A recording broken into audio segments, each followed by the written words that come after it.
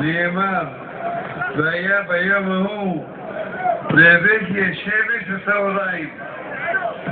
אומרת הגמרא, זה יומו של ישעיהו מלך יהודה, השמש וצהריים. פרעה מלך מצרים נלחם בו וירו בו חיצים עד שעשו את גופו ככברה. והיה ירמיהו הנביא משפיל עליו, רוח אפנו, משיח השם, נתחל בשליטתם, אשר אמרנו, נסתלו לחם הגויים. זה יומו של צפיהו. והשמש וצהריים, כמו שקעה השמש פעפי היום. כך לדאבוננו, ישנו היום גם כן, והשמש וצהריים, צבנו מאוד. הגמרא אומרת על הפסוק, יבוא שלום, ינועו עם משכבותם ודף לחמם. 3 כיתות של מלכי השרת יוצאים בבתו של צדיק שיצא מן העולם. אחת אומרת יבוא שלום, השנייה אומרת ינועו עם משכבותם, ושתוברת בדף לחמם. ולפני כן אומר ישעיהו הנביא, הצדיק עבד ואין איש המעדב. אחר כך יבוא שלום, ינועו עם משכבותם. מה הקשר בשני הפסוקים האלה?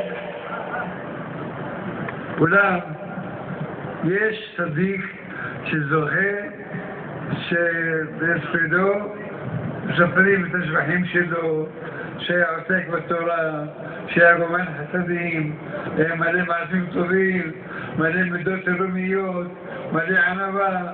כשמספרים את הדברים האלה, המספידים שומעים מתרשמים מאוד. תקווה מיד גם הם מקבלים עליהם לחזק בתורה ובזכות מעשים טובים. והזכות הזאת עומדת לצדיק בספדו, שמענים אותו מדרגה לדרגה, שנאמר ילכו מחיל אל חיל יראה את אלוהים בציון. אבל יש צדיק לא זוכה לכך, לא זוכה.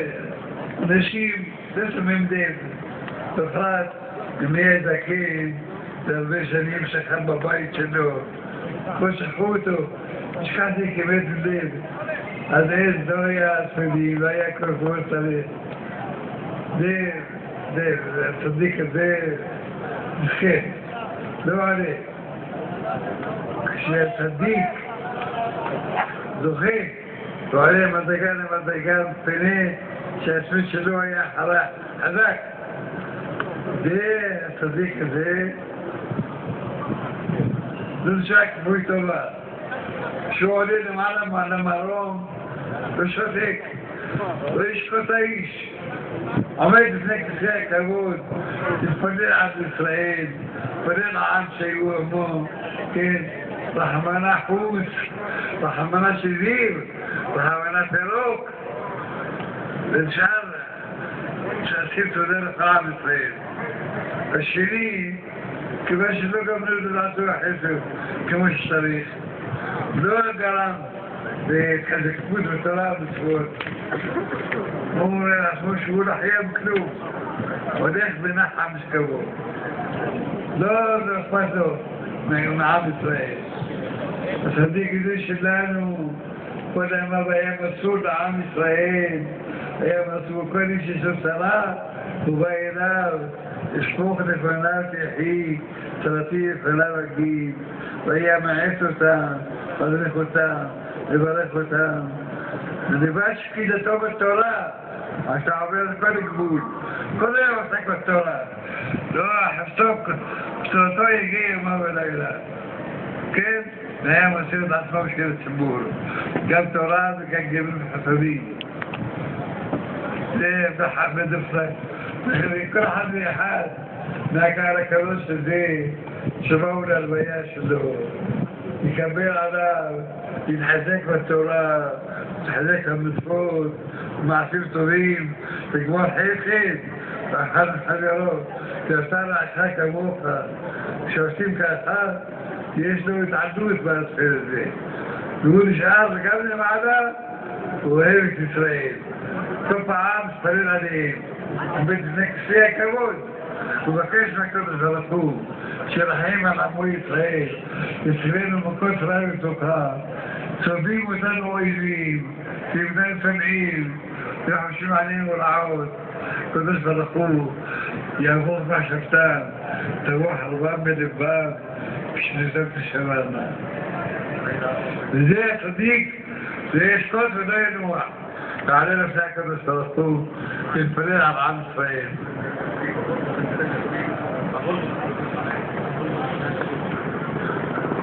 לכן אמר, הצדיק עבד, ואין שם עדב.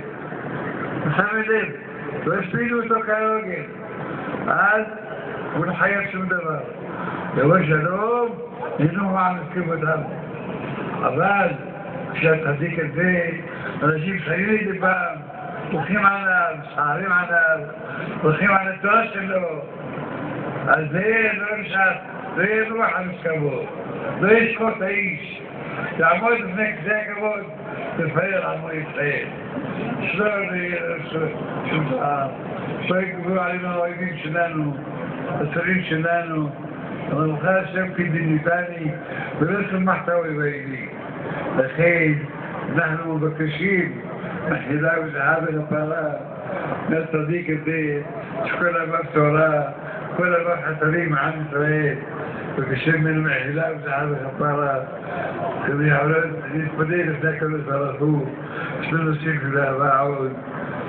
ועידות לחמתנו, הגמרא אומרת בתורה קט"ז, מה זה שכתוב בפסוק? ומן העדת שמע כי שכב דוד עם אבותיו, תסכמי תלויו על הצבא. למה דוד כמו שכתיבה? יועד הממיתה. דוד הניח כמותו, שלמה המלך. לכן, כמו ששכב, לא כאילו מת. אבל יועד מסכן לא הניח כמותו. יבוא במיתה. ברוך השם, נחמתנו. הניח בן צדיק, הרב הגדול, מעוז ומגדול, ובית פרחת, השם שלום יחייהו, ייתן לו על איכות ימים ושנים, בטוב הנעמים, וימשיך להגדיל תורה ולאדירה, וזכות הרבים, להרבים תורה לעדרים, לא לכם משפחים ימציפו לו, יעבור למנוח ויתפלל עליו, להלך ימים, בתורה, בחוכמה, ובשם תורה, חודש לפני, יזכיר להציע להגדיל תורה ולאדירה. עליה כן יהיה רצון, יהיה רצון, שוקריה בנו, שלא תוסיף לבעוד.